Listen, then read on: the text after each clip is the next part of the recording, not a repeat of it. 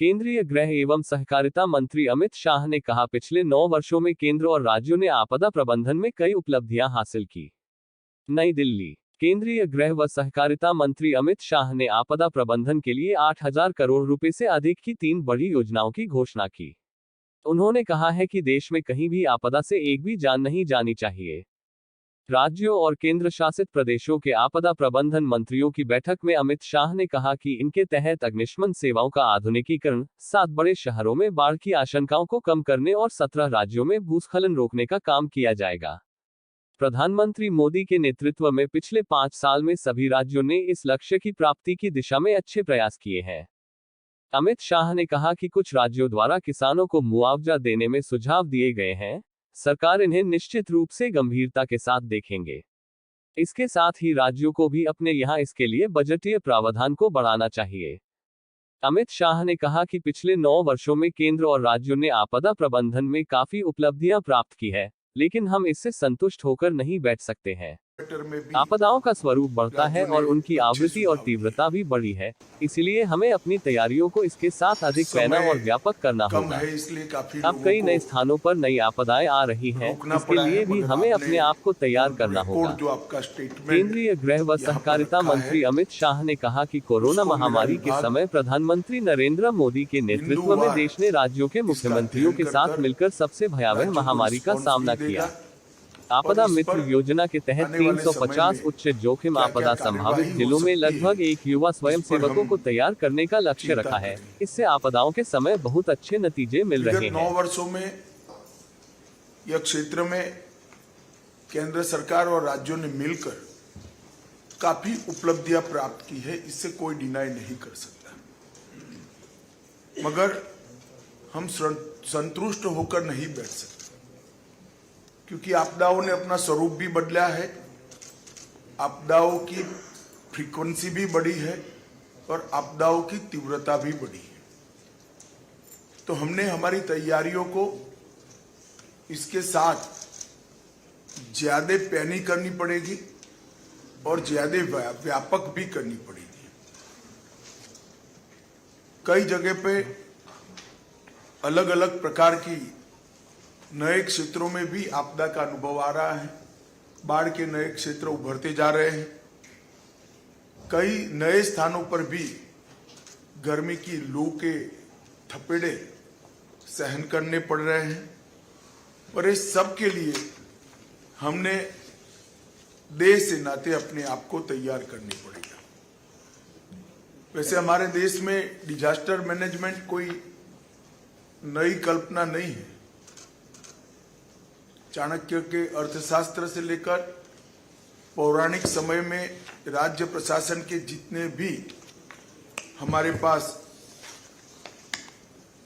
दस्तावेज उपलब्ध है, हर जगह पर समय समय पर आपदा प्रबंधन की बात की है।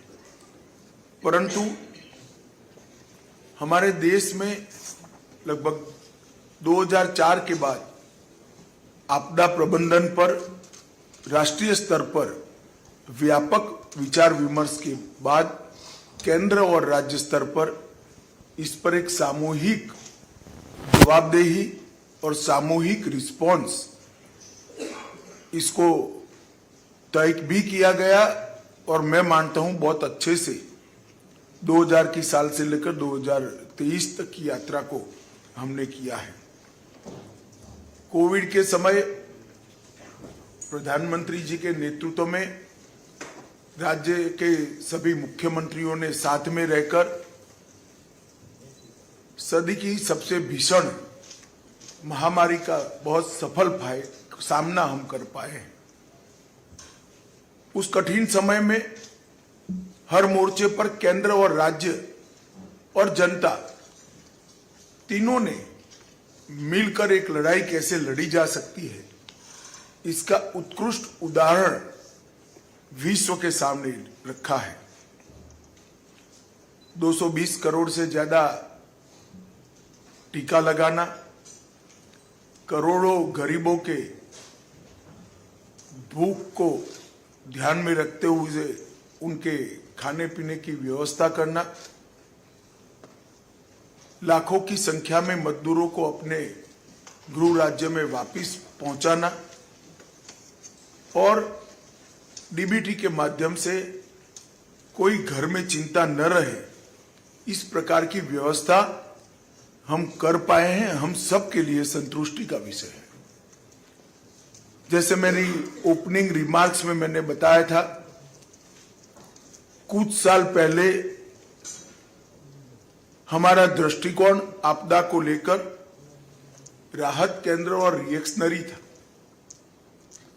हम केवल रिलीफ और रिहेबिलिटेशन की ही चिंता करते थे।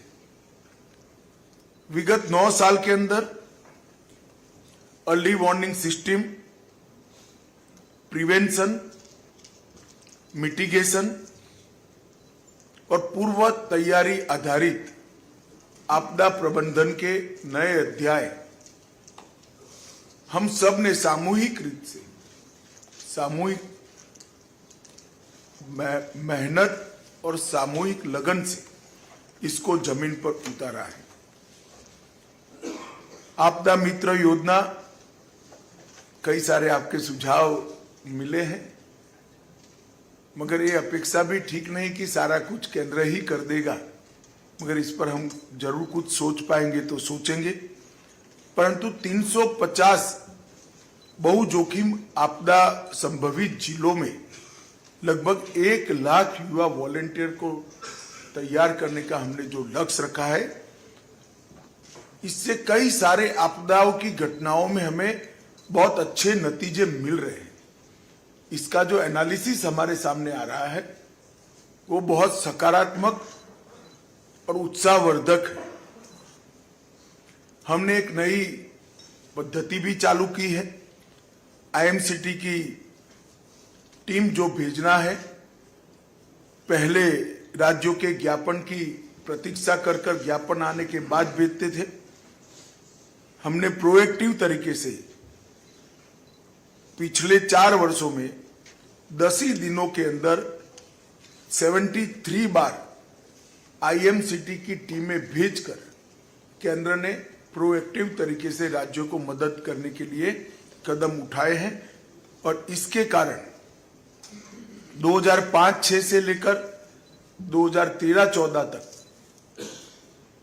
9 वर्षों में और 2014-15 से लेकर 2022-23 तक 9 वर्षों की तुलना में एसडीआरएफ पहले जो 35,858 करोड़ रुपया बांटा गया था, इसकी जगह 3 गुना बढ़ोतरी लगभग 1,04,704 करोड़ हुआ है। और एनडीआरएफ से जो पैसा जारी किया गया 25,000 करोड़ की तुलना में 77,000, उसमें भी करीब 3,000 करोड़ की बढ़ोतरी हुई है।